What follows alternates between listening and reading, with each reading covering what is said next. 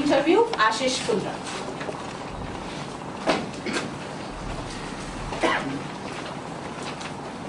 I can fix your computer.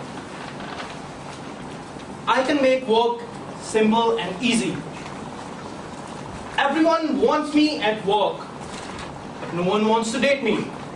What am I? Any guesses? Anyone else?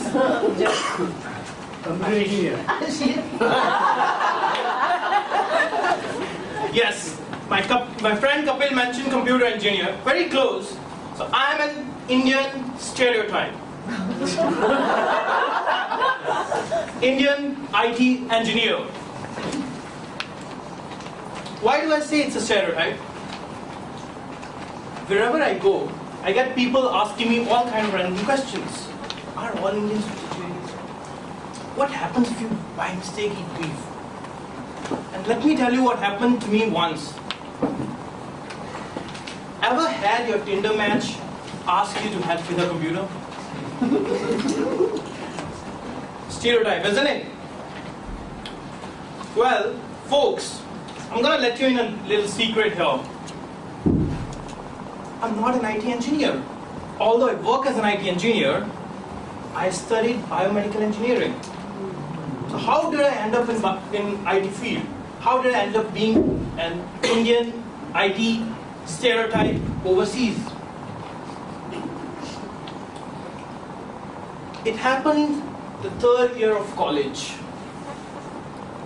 An Indian IT company came for a recruitment, a big Indian IT company came for recruitment at a college. It was a big campus recruitment drive.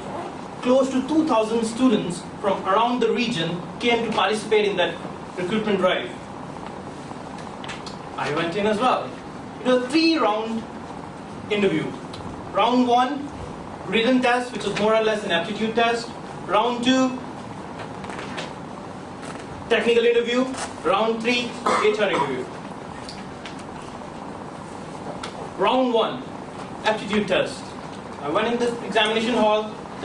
The examination sheets were distributed, and we all, well, as we were about to start the examination, an announcement was made.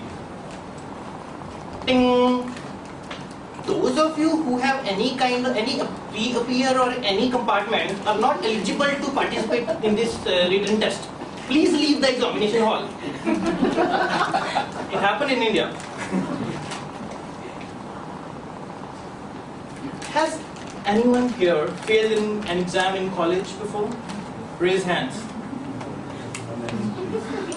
Oh. Kin, you have been to college, right? Folks, yes, my hand is raised as well. So what do? Should I walk out? Ever been in this kind of situation where you have to make an instant decision where the favorable outcome is only if you do something awful, something wrong, something bad? I started thinking about it. I started weighing the consequences of what will happen in case I don't move out of the room. If in case I stay back, what's the worst that can happen? They'll kick me out? Big deal, I'm anyway not eligible. Then blacklist me from joining the company ever? Doesn't matter. What else? So I decided I've got nothing to lose.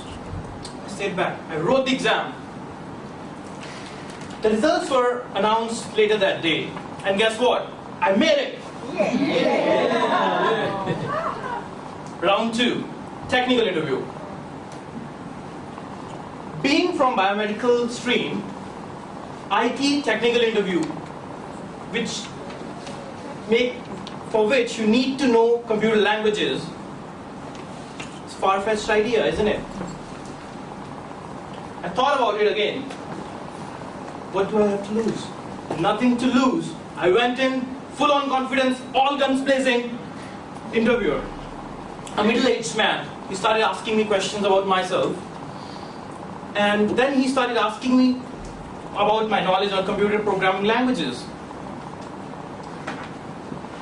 Well, Sandeep, I said, Sandeep, I'm studying biomedical engineering, and as part of our curriculum, we don't study any computer languages. Ashish, then how do you think you fit in IT industry? Well, all industries need IT. I can work for any healthcare, IT needs for a healthcare company or semiconductor company. Okay. So what do you study in IT? What do you study in biomedical?